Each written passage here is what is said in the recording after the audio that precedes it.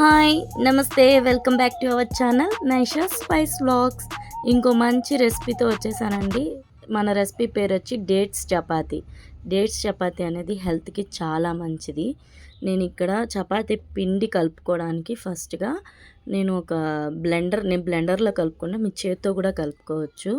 2 కప్పుల గోధుమ పిండి తీసుకున్నాను. 1 టీ స్పూన్ ఉప్పు తీసుకున్నాను. అలాగే 1 టీ స్పూన్ చక్కెర. ఇది కొంచెం నార్మల్ చపాతీ పిండిలాగా కాకుండా కొంచెం డిఫరెంట్‌గా ఉంటది. 1 టేబుల్ స్పూన్ ఆయిల్ వేసుకున్నాను నేను. ఎందుకంటే మనం నార్మల్ చపాతీ పిండిలో ఉప్పు, నూనె వేసి కలుపుకుంటాం గదా! ఇది అలా గాదు. కొంచెం డిఫరెంట్‌గా ఉంటది. ఇది పాలతో కలుపుకుంటాము. పావు కప్పు వచ్చి పెరుగు వేసుకొని ఒకసారి బ్లెండ్ చేసుకున్నాను. ఎందుకంటే ఉప్పు, చక్కెర, పెరుగు అనేది బాగా కలవాలి. 2 కప్పులకి పావు కప్పు. పావు కప్పు పెరుగు సరిపోతది. ఇప్పుడు నేను ఒక కప్పు ఏ కప్పుతో అయితే మనం గోధుమ పిండి తీసుకున్నామో అదే కప్పుతో 1 కప్పు పాలు వేసుకున్నాను. కాచి చల్లార్చిన పాలండి ఇవి. ఆ పాలు వేసుకొని మళ్ళీ ముద్దగా అయ్యే వరకు కలుపుకోవాలి.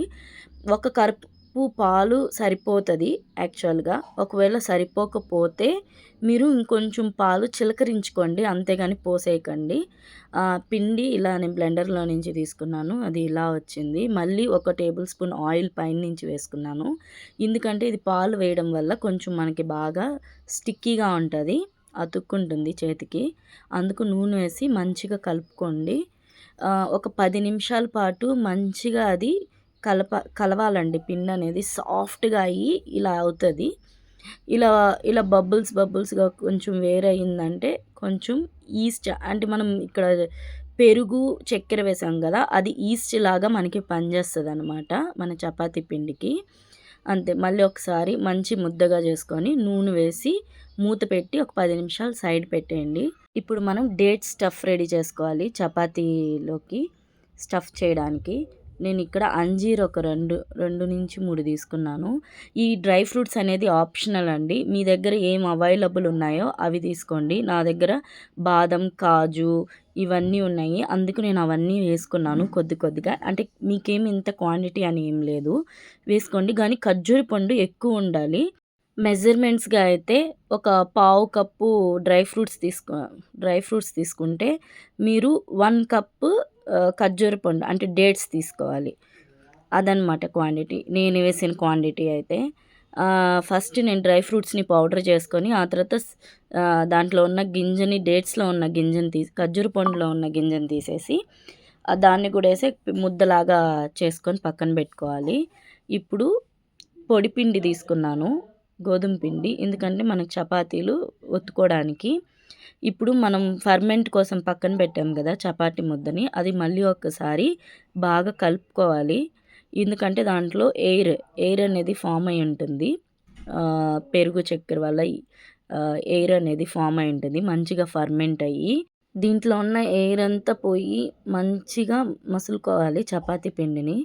చూడండి నేను ఎలా అయితే సాగి అలా చేస్తున్నానో అలాగే మీరు చక్కగా ఒత్తుకోండి చపాతీ పిండిని. అప్పుడే మీరు స్టఫ్ చేసిన తర్వాత చక్కగా పొంగుతాయి మన చపాతీలు. ఇది కొంచెం డిఫరెంట్ రెసిపీ అండి. ఇది బేసికల్‌గా అరబ్ కంట్రీస్‌లో రంజాన్ టైంలో డెఫినెట్‌గా చేసుకొని తింటారు. ఇది ఎనర్జీనిస్తుంది. లైక్ ఉపవాసాలున్నప్పుడు మనం బిఫోర్ సెహరీ అప్పుడు గానీ, ఇఫ్తియార్ అప్పుడు గానీ తీసుకుంటే మంచి బూస్ట్ ఇస్తుంది. ఇక్కడ నేను ఈవెన్‌గా కట్ చిన్న బాల్స్‌గా చేసి పెట్టుకోవాలండి ఫస్ట్. మీకు పెద్ద బాల్స్ కావాలన్నా చేసుకోండి. కానీ డేట్ స్టఫ్ అనేది క్వాంటిటీ పెంచుకొని చేసుకోవాలి. చిన్నవి చేసుకుంటే ఈ క్వాంటిటీ సరిపోతుంది డేట్ స్టఫ్. ఇప్పుడు నేను ఎలా అయితే బాల్స్ చేసుకుంటున్నానో అలాగే చేసుకోండి. అప్పుడే మీకు పర్ఫెక్ట్‌గా వస్తాయి ఈ చపాతీలు. ఈ చిన్న టెక్నిక్స్‌తో ఈ చపాతీ ఉంటుంది. మనం నార్మల్ చపాతీలాగా చేసుకుంటే పొంగవండి చపాతీలు మనం కాల్చుకునేటప్పుడు. అందుకే నేను ఈ ప్రాసెస్‌లోనే చేసుకుంటాను ఎప్పుడు. ఇది పర్ఫెక్ట్ ప్రాసెస్ అనమాట. మీరు కూడా ఇలాగే ట్రై చేయండి. ఇప్పుడు ఒక్కొక్క ముద్దను తీసుకొని లైట్‌గా ఇక్కడ చూపించే విధంగా ప్రెస్ చేసుకోండి. పొడిపిండిలో కొంచెం ముంచి ఇలా ప్రెస్ చేసుకుంటే అది కింద అతుక్కోకుండా చక్కగా ప్రెస్ అవుతాయి. కొద్దిగా చిన్నగా చపాతీ చేసుకొని అందులో స్టఫ్ పెట్టుకోండి. స్టఫ్ అనేది మీకు ఎంత క్వాంటిటీ కావాలో దాన్ని బట్టి మీరు పెట్టుకోండి. నేనైతే చిన్న నిమ్మకాయ సైజ్ అంత పెట్టి కొంచెం చపాతీకి స్టిక్ అయిన తర్వాత దాన్ని చిన్న బౌల్ మళ్ళీ ఒక చిన్న బాల్ లాగా చేసుకున్నాను. ఇలా చేసుకోవడం వల్ల అనేది చపాతీలో ఉన్న ముద్ద మధ్యలో ఉంటుంది. మనం ఎప్పుడైతే చపాతీ కర్రతో ప్రెస్ చేస్తామో అప్పుడు ఈవెన్‌గా స్ప్రెడ్ అవుతుంది. మధ్యలో పెట్టి ఇలా బాల్‌గా చేసుకోవడం వల్ల. అప్పుడు మనకి చపాతీ అనేది చపాతీలో ఉన్న స్టఫ్ చక్కగా చపాతీ మొత్తానికి స్ప్రెడ్ అవుతుంది.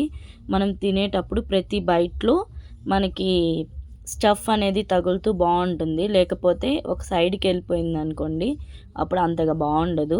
మీకు స్టిక్ అన్నప్పుడు మీరు పొడిపిండి అనేది వాడండి. లేదంటే అవసరం లేదు. ఇలా పొడిపిండి వేసుకుంటూ మీకు చపాతీ అనేది మీరు ఒత్తుకోవాలి. ఈ చపాతీ అనేది పల్చంగా ఒత్తుకోకూడదు. అలా అని మందంగా ఉండకూడదు. మీడియంగా ఉండాలి. అప్పుడే చపాతీలు చక్కగా పొంగుతాయి మనం కాల్చుకున్నప్పుడు. చూడండి నేను మధ్యలో గట్టిగా ఒత్తి సైడ్స్‌కి ప్రెస్ చేస్తున్నాను. అప్పుడు దాని లోపల ఉన్న స్టఫ్ అనేది చక్కగా స్ప్రెడ్ అవుతుంది. చపాతీలు రౌండ్‌గా చేసుకోండి. ఇప్పుడు స్టవ్ వెలిగించుకొని ప్యాన్ పెట్టుకొని ప్యాన్ కొద్దిగా హీట్ అయిన తర్వాత మాత్రమే చపాతీ అనేది దాంట్లో వేయాలి.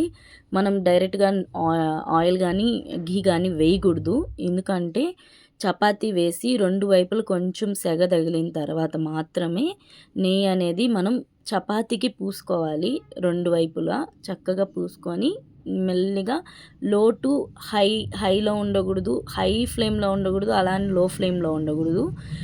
మీడియం టు హై ఫ్లేమ్లో మాత్రమే, మీడియం టు హై ఉండాలి ఫ్లేము. అప్పుడు మాత్రమే చపాతీ అనేది కాల్చుకుంటే మీకు పర్ఫెక్ట్గా ఎక్కడ పచ్చిగా లేకుండా పర్ఫెక్ట్గా ఈవెన్గా కాలుతుంది. ఇక్కడ చూడండి నేను ఒక సైడ్ కొంచెం చపాతీ వేడైన తర్వాత ఒక సైడ్ నెయ్యి యూస్ చేశానండి నేను. మళ్ళీ నెయ్యి వేసుకొని ఇంకో సైడ్ తిప్పి మళ్ళీ ఇంకో సైడ్ కూడా నెయ్యి వేసుకొని వెంటనే తిప్పేశాను. ఎందుకంటే ఒక సైడే పెట్టేస్తే ఏమవుతుందంటే మాడిపోతుంది. అందుకు తిప్పుకుంటూ ఉండాలి. కొంచెం ప్రెస్ చేస్తూ కాల్చుకుంటూ తిప్పుకుంటూ ఉండాలి. అప్పుడు ఈవెన్‌గా లోపలున్న స్టఫ్‌తో పాటు కుక్ అవుతుంది. లేదంటే కుక్ కాదండి. పచ్చిగా ఉండిపోతుంది అక్కడక్కడ. అందుకు మెల్లగా 2 వైపులు తిప్పుకుంటూ చపాతీని కాల్చుకోవాలి. చక్కగా కాలితే ఇవి చక్కగా పొంగుతాయి. ఇవి ఇలా పొంగాయంటే మనం పిండి అనేది పర్ఫెక్ట్‌గా కలుపుకున్నామని అర్థము. ఇలా పొంగాలి. అప్పుడే మనం పర్ఫెక్ట్ రెసిపీ మనం చేసామని అర్థం అనమాట. సాఫ్ట్‌గా టేస్టీగా వస్తాయి మన చపాతీలు. చేయండి. చపాతీ తినడం వల్ల చాలా హెల్త్ బెనిఫిట్స్ ఉన్నాయండి. మనం వీక్నెస్ ఫీల్ అయినా అప్పుడు కానీ అలాంటప్పుడు పిల్లలకి డైరెక్ట్‌గా డ్రై ఫ్రూట్స్ ఇవన్నీ ఇస్తే తినరు కదా. చపాతీలాగా చేసి కూడా ఇలా చపాతీలా చేసి పెడితే మనం డ్రై ఫ్రూట్స్ కూడా పిల్లలకి పెట్టినట్టు ఉంటుంది. అలాగే చపాతీ తిన్న ఫీలింగ్ వాళ్ళకి ఉంటుంది. సో ఇలా మనం వీక్‌గా ఫీల్ అయినప్పుడు ఏదైనా డిఫరెంట్‌గా ట్రై చేయాలి అన్నప్పుడు ఇలా చేయొచ్చు. ఇఫ్తియార్‌లో కానీ సెహరీలో కానీ రోజా టైంలో ఇది ఒక మంచి డిష్ అండి. ఈజీగా క్విక్‌గా చేసుకోవచ్చు. ఈ రెసిపీని ట్రై చేసి మీకు ఎలా వచ్చిందో నాకు కామెంట్ సెక్షన్‌లో చెప్పండి. మీకేమైనా రెసిపీస్ కావాలన్నా నాకు కామెంట్ సెక్షన్‌లో కామెంట్ చేయండి. అలాగే నా ఛానల్ని లైక్ చేయండి, షేర్ చేయండి, సబ్స్క్రైబ్ చేయండి, కామెంట్ చేయండి. బెల్ ఐకాన్ని ప్రెస్ చేయడం మర్చిపోబాకండి. ఎందుకంటే నా ఛానల్లో ఏమైనా వీడియోస్ పోస్ట్ చేసినప్పుడు మీకు నోటిఫికేషన్స్ వస్తాయి. మీకు ఎలాంటి వీడియోస్ కావాలనుకుంటున్నారో నాకు కామెంట్ సెక్షన్లో చెప్పండి. ఇంకో మంచి వీడియోతో మళ్ళీ కలుద్దాం మీ నైషా స్పైస్ వ్లాగ్స్లో.